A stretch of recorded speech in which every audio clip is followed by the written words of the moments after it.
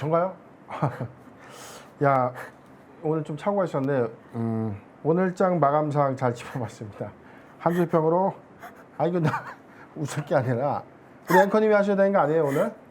왜 저한테 이게 토스하면서 갑자기 원샷이 나와서 좀 당황하긴 했지만 자 다시 한번 좀 잘 이어가도록 하겠습니다. 아니, 원래 제가 오늘장 한 줄 평. 원래는 제가 월화수목까지는 우리 앵커님이 좀 한번 제가 기회를 좀 드렸는데 오늘도 저한테 그러게요. 제가 소통을 이 무거운 이 짐을 좀 주시나요? 좀 제가 좀 많이 당황했는데. 네, 그럼 제가 어찌됐든 오늘장 해볼게요. 마감상 한번 짚어보시죠. 네, 아유 갑자기 원래 사실은 오늘은 대표님께서 마무리를 해주시기로 했는데 또 감독님께서 제가 하기를 원하셨나 봐요. 그럼 제가 갑자기 즉흥으로 한번 해보겠습니다. 오늘장 토닥토닥 괜찮아? 이 정도로 할까요?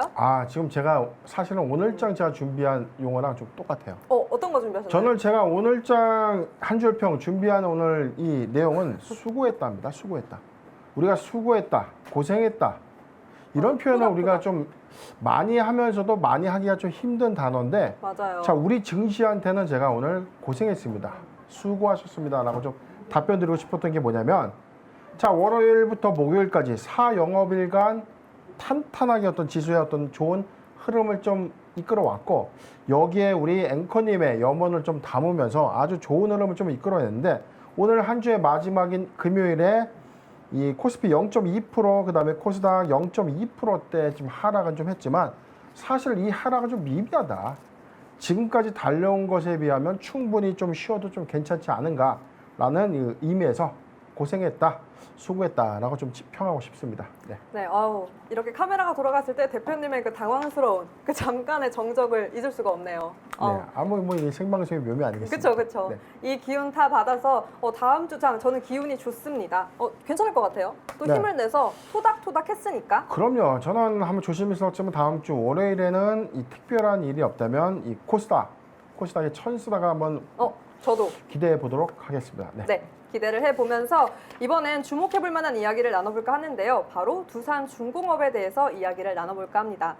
두산중공업이 11년 만에 시총 10조 원을 돌파했는데요. 그간 대표적인 탈원전 피해주로만 여겼던 두산중공업이 이 한미 정상 회담 이후에 원전 관련주 수혜주로 부각을 받으면서 주가가 강한 상승세를 보여줬습니다. 그런데 이 실적보다는 원전 수출 기대감, 이 가능성만 두고 주가가 올라간 건 아닐까라는 생각이 저는 조금 들더라고요. 예, 이게 어떤 요인이냐면 탈원전에 따른 어떤 피해주의 대표적인 종목이 바로 중공업이죠. 뭐 거의 이게 뭐 사업의 수익성이 크게 이제 악화되다 못해 이제 공중분해 위기까지 갔던 이 두산중공업이었는데 작년에 이 K-뉴딜 정책으로 인해서 뭐 수소와 그다음에 풍력이라는 새로운 어떤 이 사업 다각화의 어떤 선도를 좀 추진하면서 두산중공업도 사업의 어떤 모멘텀을 좀 바꾸면서 좀 유지했는데 최근 이 한국과 미국의 이 정상회담을 통해서 초소형 원자력 발전소의 어떤 이 중요성, 그다음에 이 기술력에 대한 어떤 의미가 지속적으로 좀 부각되고 있거든요. 그런데 오늘 이 기름에 불을 비웠죠. 뭐냐면 마이크로소프트 창업자 빌 게이츠 기술 고문이 이 워런 버핏 이 회장과 차세대 소형 원자력 발전소를 건립하겠다.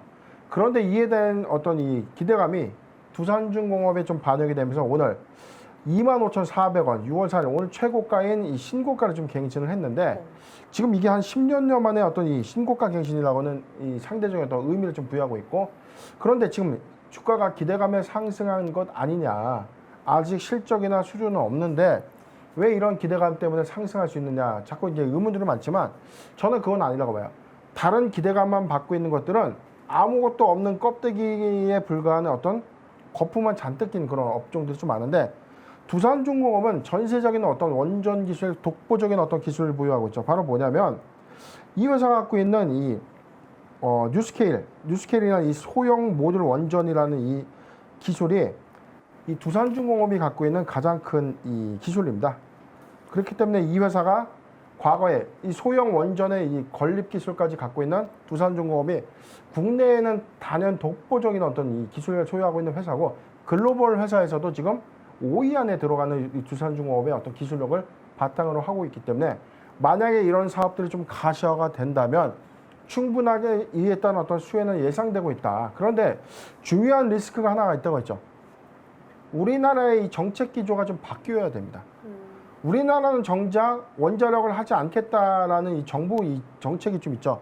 이게 좀 선회가 돼서 만약에 소형 원전의 어떤 필요성이 좀 부각되면서 국내에서 어떤 이런 부분들의 논의가 좀 더 가시화가 좀 된다면 이를 통해서 해외 수주의 어떤 기반까지 잘 마련해 간다면 두산중공업은 여기서 새롭게 어떤 수주의 영역에서 주가를 또 써내려갈 수 있는 이 상승 여력은 좀 충분한데 지금은 사실 이 기대감이 너무나 이제 반영된 이 수치는 맞다.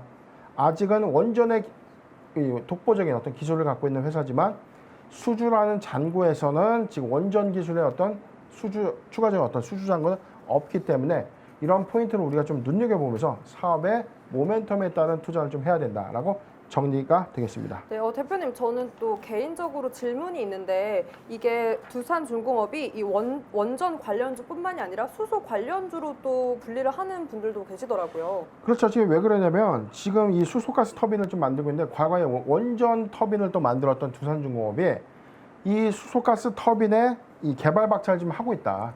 그렇기 때문에 이게 좀 반영이 됐는데 최근에 기사입니다. 두산중공업이 울산광역시 그다음에 한국동서발전, SK가스 등과 실증 사업을 좀 추진하고 있다라는 이제 소식이 좀 전해졌는데 지금 이 각사가 25년 동안 운영한 울산 복합 화력발전소에 가스 터빈을 좀 만들어서 여기서 이제 수소를 축출해서 이걸 에너지원으로 좀 사용하겠다. 제가 새롭게 공부하면서 알았던 사실이 소형 원전에서 이 증기를 통해서 수소를 좀 확보할 수 있고요. 그다음에 화력발전소에서도 이 발생된 이 증기를 통해서 수소 에너지를 좀 확보할 수 있다는 기술입니다. 그래서 앞으로 축출될 수 있는 이 수소 에너지의 다양한 이런 이 충전 방식 또는 이 증기 방식의 개발 방식이 좀 더해진다면 이를 통한 사업의 어떤 적용 모멘텀은 좀 가시화가 되는데 과거에 원전 관련주로만 좀 이 집중이 됐던 두산중공업이 풍력과 그다음에 수소 에너지원에 대한 어떤 사업 확장에 따른 어떤 가시화된 이 실적 모멘텀 또는 개발 모멘텀까지 좀 부각이 되고 있는 것 아니냐라고 좀 분석이 되겠습니다. 그럼 그 모멘텀도 저희가 또 주의 깊게 지켜봐도 되겠네요. 그렇죠. 지금 탈원전에 대한 어떤 기대감이 있고 그다음에 풍력과 수소에 대한 어떤 사업이 다각화되면서 이제 현실화되는 그런 사업들 부분. 그러니까 좀 어찌됐든 탈원전의 가장 큰 피해주였던 두산중공업이 지금 두 가지 어떤 신규 사업의 모멘텀과 기존의 어떤 강점을 갖고 있던 사업이 다시 부각되는 모멘텀이 더해지면서 주가가 더 상승할 수 있는 여력을 갖고 있는 것입니다. 네.